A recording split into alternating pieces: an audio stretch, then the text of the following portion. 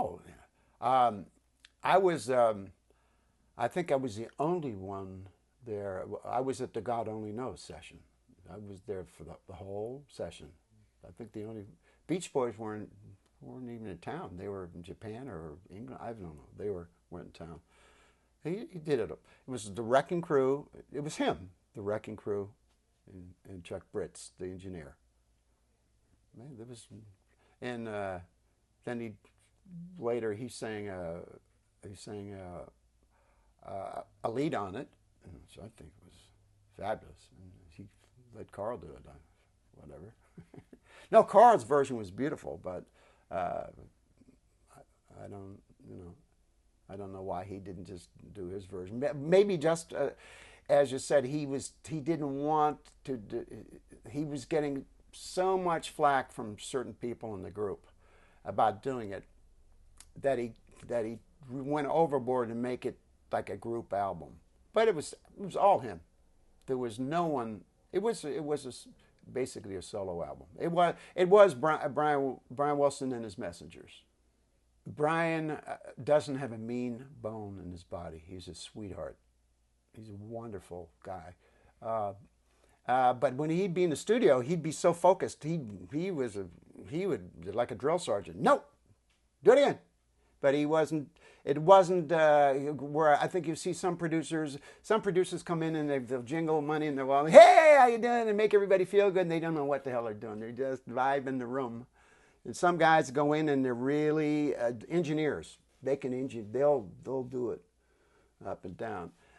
So he had the ability to do all of that stuff, but he never worked in the studio trying to do a thing of authority, of intimidating people. He accidentally did it just because of the intensity and his knowledge.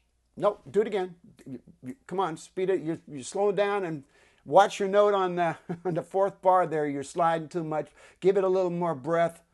These studio guys will go, "Holy crap, this guy's hearing everything," But he was always trying to make everybody happy in the band. So I think that's why I would say it was basically that album was his album. And I would think if you asked the guys in the group reluctantly, they might say, "Yeah." But I did have one idea there. But yeah, he kind of already knew what he was doing. When he did the track, "The God Only Knows," I was just amazed at the track. But I had not heard the vocal. I hadn't heard the title really. So when I heard this track, the track was so beautiful. But then when I heard the melody, it was so far removed from the track, it blew my mind. It was so incredible. And then at the end of the song, Hal Blaine does, like at the end of the song, da da da da da da da da, 2/4, and then it goes da da da da, da da da da. What is this drummer doing? It's wacky. And then when you hear the final version, that was there because the voices there's only 3 voices on that, and it sounds like it's an amazing amount of voices. I think he did actually 2 of them on at the end, and it all just fits like this. But when I heard the track, it was hard to figure out why is he doing that. Just amazing.